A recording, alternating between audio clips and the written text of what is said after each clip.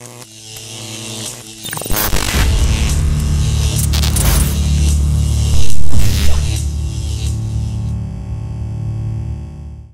I was really pleased. You know, we ended the game with 19 assists and 18 turnovers, and you know the way they play, you're going to turn it over.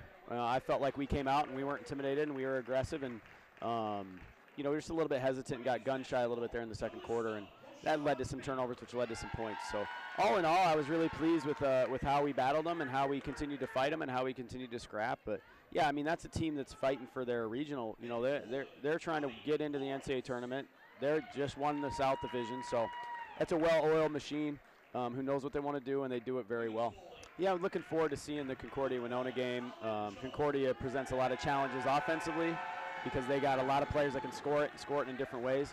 You know, looking back a little bit at them today at our place here, I felt like we were right there with them. So, you know, we talked about the team that we got to regroup and don't hang your head. We got one more practice to get ready to put a stamp on how we want the season to end. And we got an opportunity to get to that 8-win mark, and we got an opportunity to get one on the road.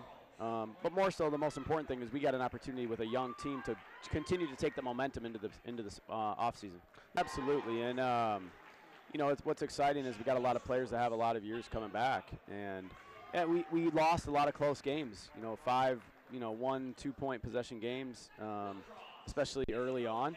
And once we got everybody back, we got everybody healthy, we really settled into rotation, and they really bought into believing. And so, the biggest thing is that they started to walk and talk a little bit differently, and that's the last piece that comes before the last piece, which is actually winning some games, and we started to see that. So, you know, there's a lot of seniors in our league. There's a lot of super seniors in our league. We wish them all the best, but we're kind of happy to see them go. And ultimately for our group is going to be, okay, we tasted it a little bit. We saw how it goes. We saw what we need to work on. And now we need a little bit of rest, but we need to really have what will be our second off season here. You know, we didn't get the COVID year off season, and then we came back. We had last off season, so we're looking at a group that's going to get their second off season in terms of strength conditioning, in terms of getting what we need done on the basketball court. So, you know, not looking forward to that yet because we still got a game to play, but honestly, really looking forward to building that group and continuing to see them grow.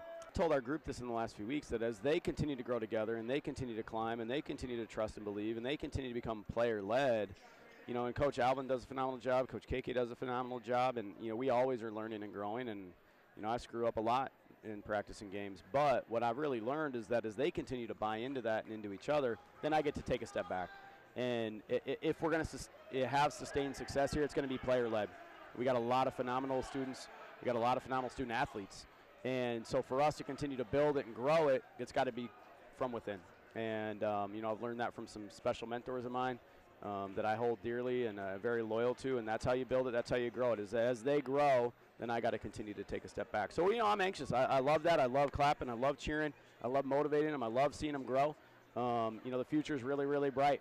And we've got a lot of talented, hungry players, and we're anxious to add a few more to the mix. And yeah, our league is a bear. Our league is a monster. But, you know, we really believe, and they started to believe, that we can climb the ladder in this conference. Improvement we've seen out of Savannah this year. Well, there's another one. That's quite an athletic family who's having a good year. Puberty now, another three-pointer, can't get it to go. Fighting down low once again. And gets another. It's a lot less clean than what Savannah just did, but we're going to keep things moving. Tornstrom from range. Yes, ma'am. Katie Tornstrom. Wonder if we'll see some different players from MSU Mankato. Long-range effort, too strong. Nice break there by Rashawn Baker to the There we go. And she gets rewarded with the scoreboard here for Upper Iowa. This is Bradstead now in her final home game for Upper Iowa. Why not, Casey? Casey B second. Yes, ma'am.